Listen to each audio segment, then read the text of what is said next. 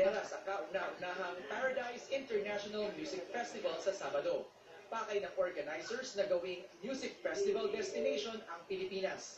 Magpe-perform din ang American pop singer na si Austin Mahone. I'm excited to, finally perform for them, meet them, and it's going to be a fun time.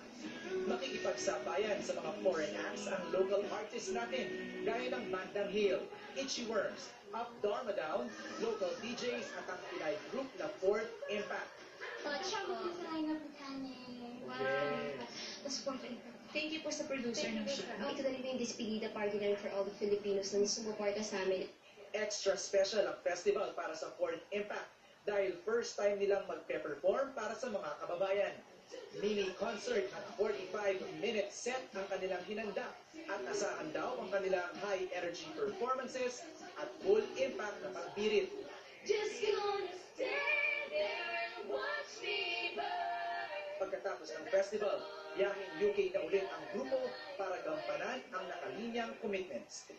MJ Felipe, ABS-CBN News. Hear me cry.